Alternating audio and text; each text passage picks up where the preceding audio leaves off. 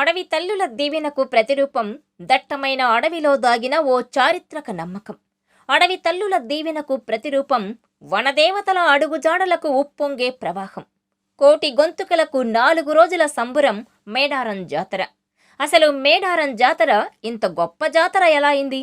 భక్తజన వన సంబురం మేడారం గురించి మనం తెలుసుకోవలసిన విషయాలేంటి? Watch this R24 special.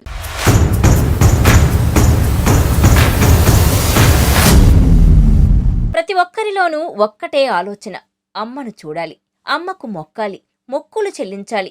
రాజులు పోయినా రాజ్యాలు పోయినా నాటి నుంచి నేటి వరకు సమ్మక్క సారలమ్మలు వనదేవతలై పూజలందుకుంటున్నారు.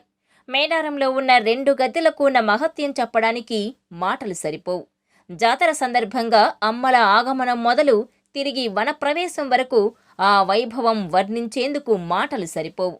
మరో కుంభమేళాను తలపించే అతిపెద్ద జాతర ఇది.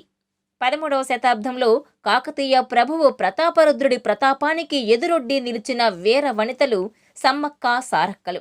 ఆ మగువల తెగువను మనసారా తలుచుకోవడానికి, ఆ తల్లుల త్యాగనిరతికి తలవంచి ప్రణామాలు చేయడానికే ఈ జాతర.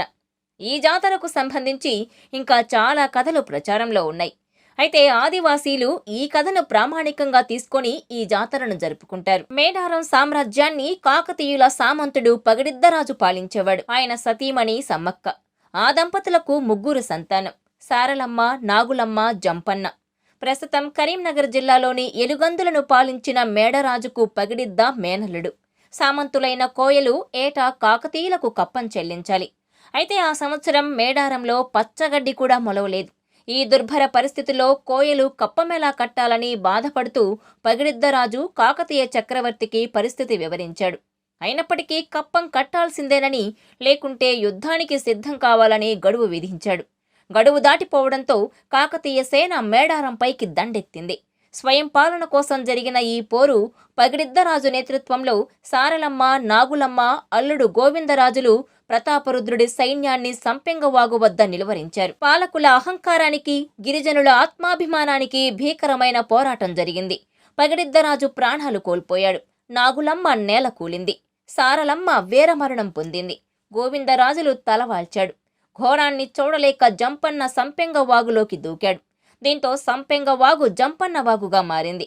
తన వారి మరణ వార్త విన్న సమ్మక్క భగభగా మండిపోయింది.